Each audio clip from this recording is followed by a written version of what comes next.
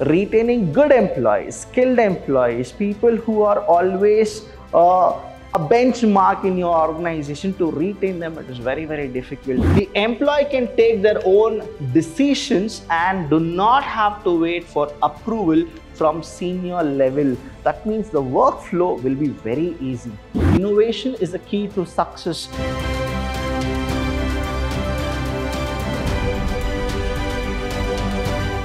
Hello everybody, a warm welcome to one and all. I'm Vidhyaashram from the Department of Commerce and Management in Vidhyaashram First Grade College, the Temple of Excellence. Welcome to all the students here for the second session of HRM 4.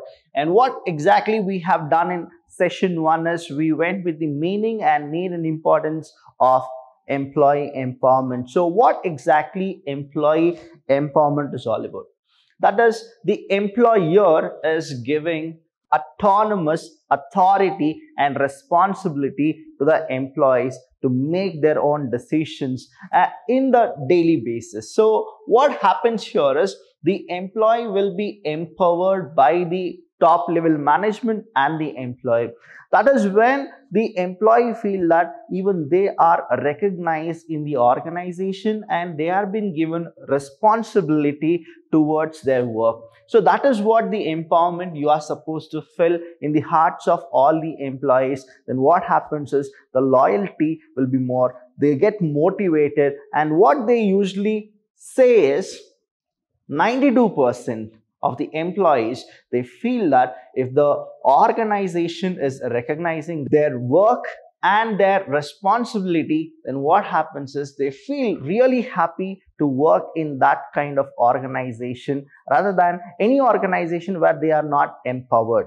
So we'll go with the benefits of employee empowerment. What are the benefits of employee empowerment? This is a 10 marks question for you people. So please understand all the points and then you are supposed to elaborate it. The first one here is increase productivity. See, here itself, you can actually look into a picture saying that how the productivity will be increased only when you have motivated employees and employees who are always dedicated to the organization. Then what can be achieved? That is, the productivity can be achieved because their morale values are boosted and they always feel that it is not somebody's company, it is their company and they are supposed to give their 100%, and that is the reason there will be an increase in productivity. And the second one is reduced cost. So this is the time where the employee feels that they need to go with the reduction of cost. See, the reality here is when you feel that it is your business, when you feel that it is your family, that is the time you will actually go with optimum utilization of resources. You will not misuse any resources. And once employee empowerment is placed in any organization, what usually happens here is we have the levels of management which I told you yesterday itself, right? We have this top level, middle level and supervisory level. Here what happens when the top level will decentralize the organization, then what usually happens is the middle level managers are not required in the office for a longer duration. That means you are reducing the cost, you are cutting the cost here. And supervisory level people will actually get more authority and responsibility where they can take their decisions on a daily basis, and the top level is actually backing them and supporting them. So here what happens is the middle level officers or the middle level managers who are there, they don't need to be more in the organization. That is where the reduction of cost can happen. Improved quality. Now, this is what it is. See, productivity and quality, they go hand in hand. That is, the more quality you are actually producing it, productivity will also be increased. The reason here is customers are the people who really want to have your product. They only go with the quality. The more the quality you're giving it, they'll definitely buy the products. And then when they buy the products, the productivity will also increase. The next one we have is competitive edge. See, in the company, when we go with it, there are two factors which affects the company. One is the labor turnover. Labor turnover. And one more is lack of dedication among the employees. Now here dedication is absent. Now when you go with this lack of dedication and labor turnover, understand the employer who is doing so much for the employees, but the employees are not able to cope up with the standards of the employer, then what he does is he will actually start firing people. Now, with that fear of getting fired, what happens is you'll always be in a stress, you'll always be in a dilemma that whether you are there in the next day or not. So that is a time when employee empowerment comes to the action. What happens is the labor turnover is reduced. Labor turnover, that means people who are in the organization, they don't go to some other company, or people who really want to join this company also, they'll not come because already the job is filled. So that means here the company whichever is giving more preferences or more stress to more of employee empowerment, then what really happens is people get motivated and they will be dedicated. It is not like they'll not be dedicated. Now they'll be dedicated. That is the reason we are supposed to go with employee empowerment. Now what happens is the competitive edge which will be there. That is, you have loyal employees, you have employees who are motivated from inside, you have people who will always work for the organization. That is where the competitive edge you will actually achieve in giving employee empowerment. And the lastly, we have better job satisfaction, and you can retain the employees. See, when you will retain employees, there is nothing called labor turnover. And one more thing here which you people need to know is, if you start any company or if you be a part of some company, right, retaining employees is a very big task.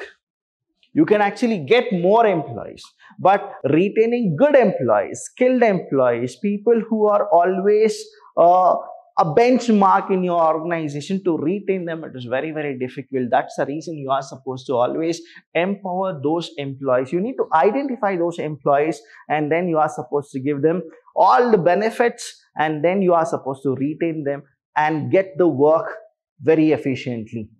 So these are the benefits of employee empowerment. So we'll go with one by one what exactly it is. Now, increase productivity. I told you that is a lot of time is saved. Definitely, yes, a lot of time is saved. How? In the sense, the more decentralization the organization becomes, usually here I'll give you a hint how exactly this decentralization works. Now, this is the functional chart which I'm actually drawing. You people already know what a functional chart is. We have discussed this in the 5th semester. Now, when we go with this, we have a managing director here, MD. And supposingly there is the employees A, I'll just go with it, a random A, B, C, D, E, F, and G. Now what happens is D is supposed to take a decision. Now usually what scalar chain says is D need to take permission from A and A need to take permission from the MD. Now what happens is time is consumed. You can't take quick decisions. But if we go with employee empowerment, what happens is D can take his own decisions on a daily basis. Then what happens is A and the MD will always support whatever D takes the decision. That is called the employee empowerment. Now when it happens here, that means the employee can take their own decisions and do not have to wait for approval from senior level. That means the workflow will be very easy. That is what happens here in this example which I just gave it to you. So productivity will be increased and there will be no delay in the decision making or taking the consent from the seniors. Now workflow is not disturbed. See here, even A and MD are busy with their own work, right? So if D actually, for every decision he goes to A, for every decision A goes to the MD. Now what happens is the MD will feel that why should I pay you people? That is the reason the empowerment is very, very important in the organization. The second one is reduced cost. Now, how the reduction happens here? Now, understand, in the same example, if I need to tell you here, now this is the top level, this is the middle level, and this is the supervisory level. Now, here, D has taken his decision. So, that means he don't want, or he is not dependent more on the middle level here. So, the organization can see to it that they don't recruit more of middle level managers. The reason here is when you are giving empowerment to the supervisory level, you don't need more of the middle level management at all. So by taking their own decisions, employees save the time and effort of the top management. So now D is saving time for the top level managers, that is the MD here. And since there is high level of decentralization in an organization where employees are empowered, the need for middle level managers is considerably lower. See, they are the one who actually take bulk salary. Now, when the top level is giving authority and responsibility to the supervisory level, now they don't need the middle level at all. That doesn't mean that there will be like nobody in the middle level. There will be people, but few people will be there so that they can handle the lower level efficiently and effectively. So that is where the cost reduction will happen. Now, properly trained. Now, this is what you are supposed to know, that is, properly trained employees are the people who are the key of success or increasing productivity or reduction of cost. The reason here is they are the one who knows what to be done and what they are not supposed to do. So that is why you are supposed to give adequate amount of training sessions, skill improvising sessions to those supervisor level, so that whenever they take any decision, those decisions should not hamper the organizational profitability. That is where they are supposed to be very cautious. And the next one we have in the benefit is improved quality, competitive edge, and better job satisfaction. So when you go with the improved quality, what happens is the more and more you get trained, the more and more you are efficient. Now what is the next step is, that is, you need to improve the quality. Now through empowerment, they actually give the qualitative products, and the employee empowerment, which requires the employees are properly trained. That is the reason you go with the quality. In order to take good managerial decisions, adequate resources are also provided to them to enable them to tackle day-to-day affairs in an efficient manner. So here, the more and more you train an employee, what really happens here is he gets sharpened every day. And when he gets sharpened every day, he can tackle any situation. That is where the quality will be improved.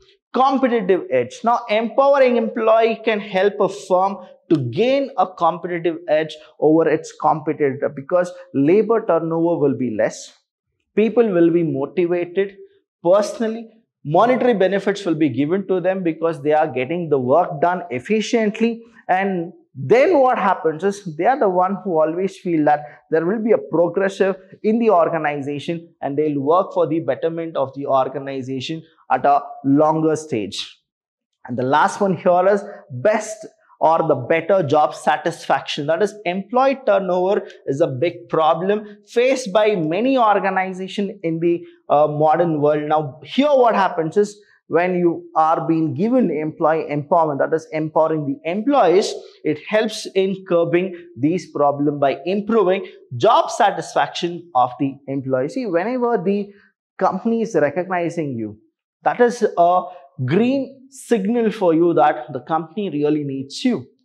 So people who don't get that green signal, what they usually do is they always want to work really hard to get recognized from the organization. That is where the labor turnover will be less. We can curb the labor turnover.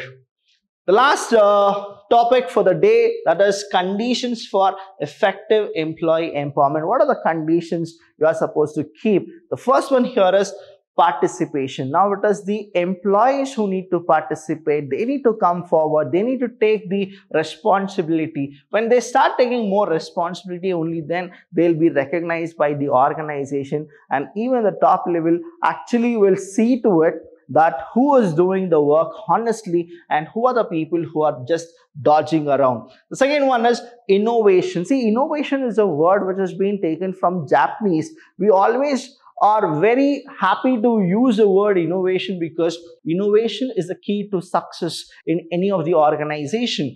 And next one is access to information, and the last one is accountability. Now I'll tell you something more about accountability. As we all know that there is a word called delegation. Now delegation. Now please understand this word delegation. Now, delegation and decentralization are not the same. Delegation in the sense transfer of authority and responsibility from one person to another person. But here accountability is that, see, the elements of delegation, there are three elements of delegation. First one is authority. First one is authority. Second is responsibility. Responsibility. And the last one is accountability. Accountability. Now, delegation is transferring or transfer of authority and responsibility from one person to another person, where authority can be transferred.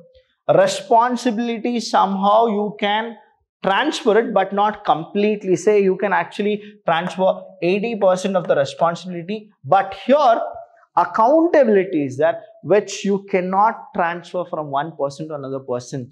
That is where employee empowerment is very rigid. That is, if I have given a work to my subordinate, it is my subordinate who is accountable for each and everything whichever happens when I have given the responsibility and authority to him. That is where accountability will be there. That means whoever is a subordinate who has taken the decisions and he has done something, now he holds accountable to the superior. Each and everything, he is the one who has done it. Whether he has done it good, he is accountable for it. If he has done wrong, again he is accountable for it. So we have 4 conditions which goes with the effective employee empowerment. The first one here is participation. Now when we go with participation, understand it as the employees who need to come forward, who need to take the responsibility, and that is the reason the top level management is always see to it. They always see to it that the efficiency or the efficiency graph of the employees, whether it is declining or there is a progressive growth. That is the reason here you need to know management information system. Now I told you about management information system in the HRM2, where you will get an idea that management always have a system which takes the information of each and every employee from the day of joining till the day what he is doing and what he is not doing. So though it is very costly, but still all the MNC company, they actually take management information system to grade their promotion, to grade their monetary benefits, to actually give their salary as well as the contracts to be done, whether it is a long term or a short term.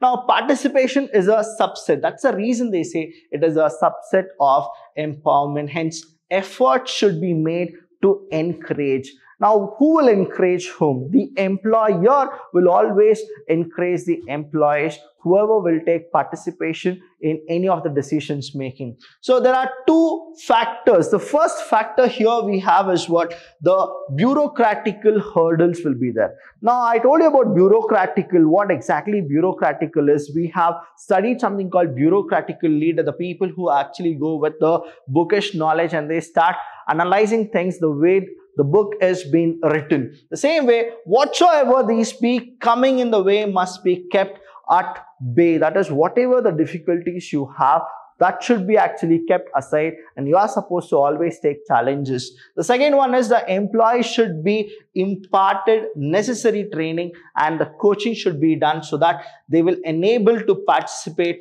more effectively. So they need to participate in all the training sessions, whichever the company is actually giving it to them. What they are supposed to do is they are not supposed to skip any training, and they are supposed to participate so that they can get a very good effective training measures so that it will be helped in the future.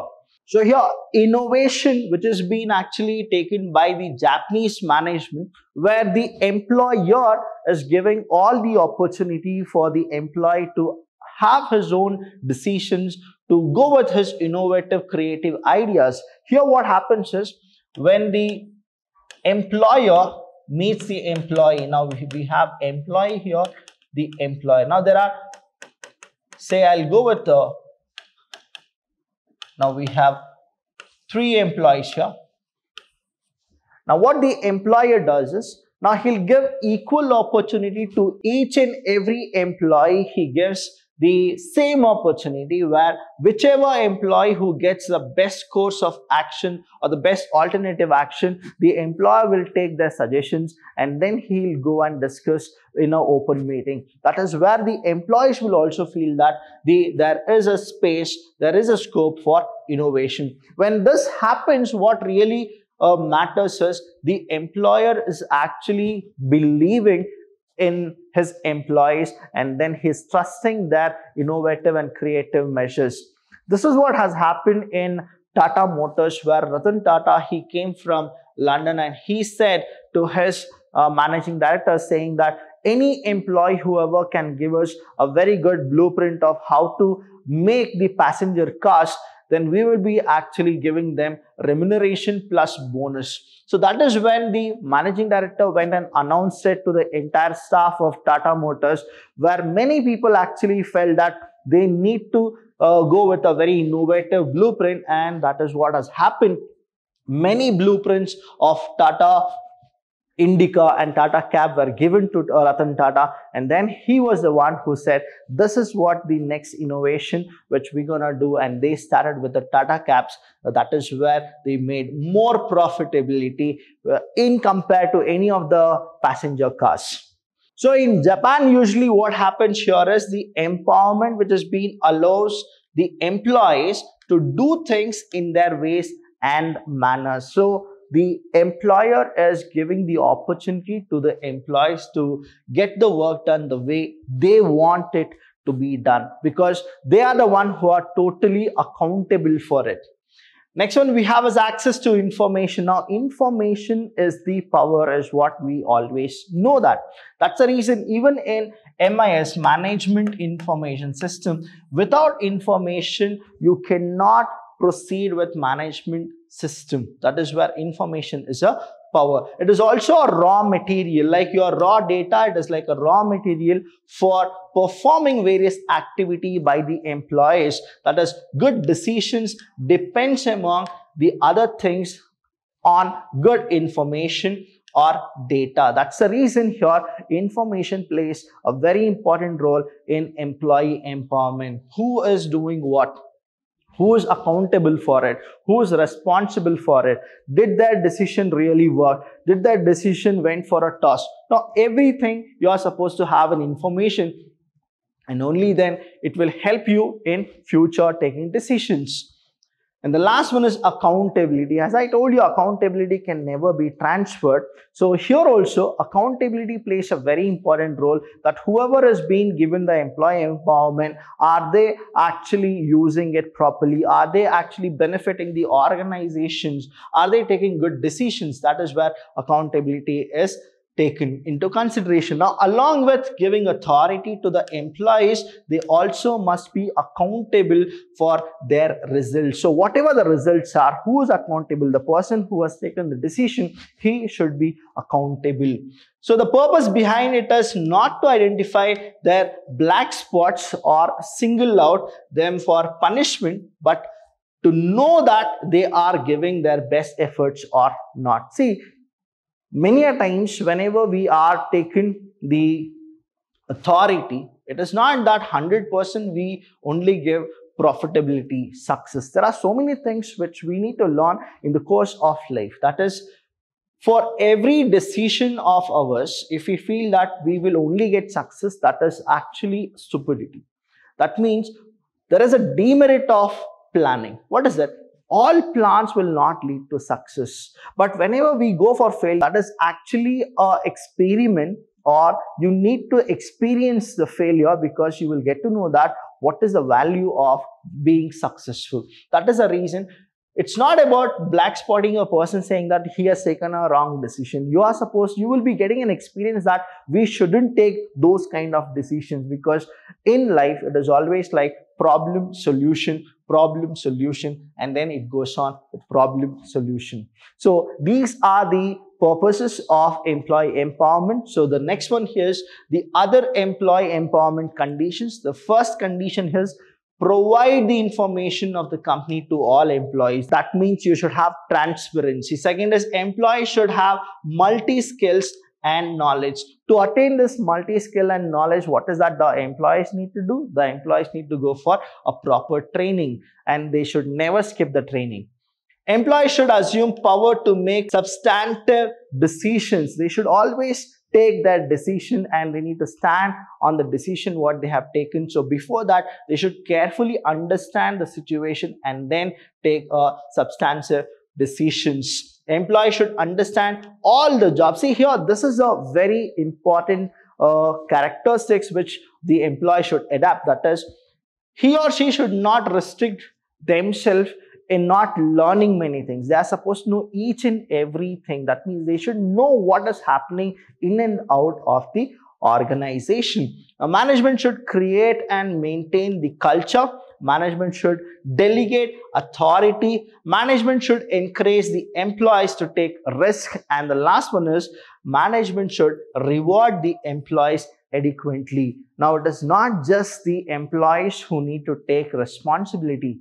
It is even the management who need to recognize and then give monetary benefits. It's not just non-monetary benefits of just telling him that you are doing really good, you are the champion in our company, you are a person. No, you should also reward her for the way they have taken the organization from failure to success. These are the benefits of empowerment, and we'll go with the next topic in the next session. Till then, I'll see you when I see you. Thank you.